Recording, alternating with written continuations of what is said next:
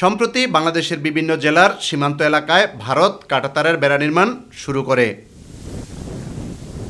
একতরফাভাবে ভারতের স্বেচ্ছাচারী আচরণের প্রতিবাদ জানাতে ফুঁসে ওঠে স্থানীয় বাসিন্দা ও বিজিবির সদস্যরা। মীমাংসিত বিষয় নিয়ে একগুঁয়েমি করে উত্তেজনা না ছড়াতে ভারতের প্রতি আহ্বান জানান বিভিন্ন রাজনৈতিক দলের নেতারা।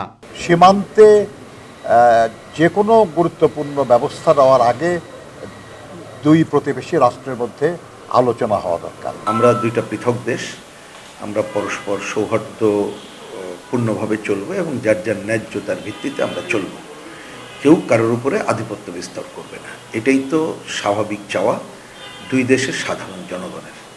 কিন্তু আমরা দেখি এই সংকটগুলো হয় শাসক গোষ্ঠীর কারণে, কারণ শাসক গোষ্ঠী কোন ধরনের নীতি নিচ্ছে তার উপরে নির্ভর করে সংকটগুলো তৈরি হয়। আধিপত্যবাদের যারা দোসর আওয়ামী লীগ, তারা মূলত তাদের আশকারাটা দিয়েছে এবং তারাও মনে করেছিল যে এরকম একটা রাষ্ট্রের আনুকূল্য নিয়ে আমরা এই দেশের জনগণের আমার দরকার হবে। সম্মান মর্যাদার সাথে দেখেই ভারত, আমি মনে করি যে তারা স্টেট টু স্টেট সম্পর্কটাকে পুনর্পর্যালোচনা করবে। তারা বলেন, আলোচনা ছাড়া ভারত সীমান্তে স্বার্থান্বেষী সিদ্ধান্ত নিলে মেনে নেবে না বাংলাদেশের জনগণ।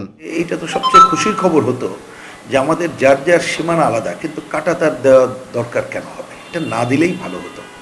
কিন্তু তারপরও আমরা মনে করি যদি কখনো এইটা কেউ মনে করে তাহলে সেইটা পারস্পরিক আলোচনার ভিত্তিতে এবং আন্তর্জাতিক রীতিনীতি উপেক্ষা না করেই করতে হবে। কিন্তু অনেক ক্ষেত্রে দেখি যে সেইগুলো উপেক্ষা করে করা হচ্ছে বলে অভিযোগ আছে। এবং আমি আশা করব যে ভারত সেই জায়গা থেকে বিরত থাকবে এবং পরস্পর আলোচনার ভিত্তিতেই এই সমাধানের কাজটা তারা করবে। বাংলাদেশও তার জায়গা থেকে সতর্ক থেকে তার স্বাধীনতা সার্বভৌমত্বের অস্তিত্ব এটাকে বহাল রাখা, শুধু না, এটাকে আরো মজবুত করার জন্য বাংলাদেশের একজন সাধারণ নাগরিকও আপনি তার সমস্ত জীবন বাজি রেখে সেই ভূমিকা পালন করবেন। ইউসুফ আলী, মাই টিভি, ঢাকা। আমাদের উপরে চাপিয়ে দেওয়া আছে।